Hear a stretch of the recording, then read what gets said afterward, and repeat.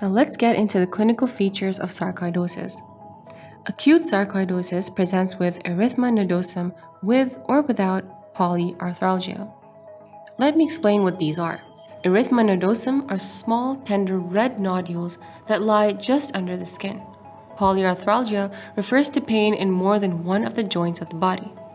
It's important to keep in mind that sarcoidosis may present in any part of the body, but 90% of patients do present with pulmonary signs, which are incidental findings of bilateral hilar lymphadenopathy on a chest X-ray.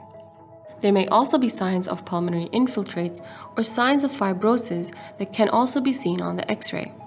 As for the symptoms related to the respiratory system or pulmonary signs, there is dry cough, progressive dyspnea, decreased exercise tolerance, and chest pain. Non-pulmonary signs include lymphadenopathy, which just means enlarged lymph nodes, uveitis that can lead to blurry vision, Bell's palsy, which is a condition in which the muscles on one side of your face become weak or paralyzed, neuropathy, erythema nodosum. These are painful nodules that are usually present on the shin of the tibia, and if you were to take a biopsy, you'll find subcutaneous fat inflammation in them.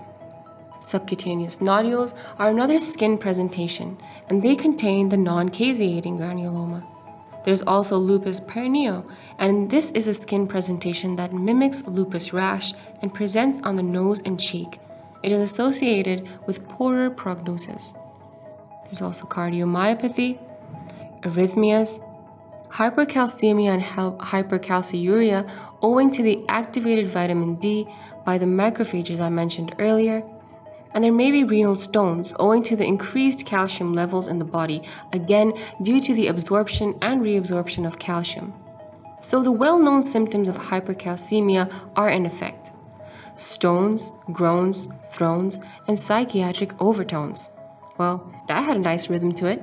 Stones, referring to the kidney stones, obviously. Groans of constipation and abdominal pain. Thrones, referring to the urinary frequency. And psychiatric overtones, like anxiety. And again, all these come about because of increased calcium levels in the body.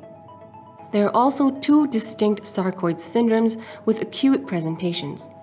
The first is known as a Lofgren syndrome, which includes erythema nodosum, polyarthritis, and hilar lymphadenopathy. The other one is Heaford-Waldenstrom syndrome, which is a rare subacute variant of sarcoidosis.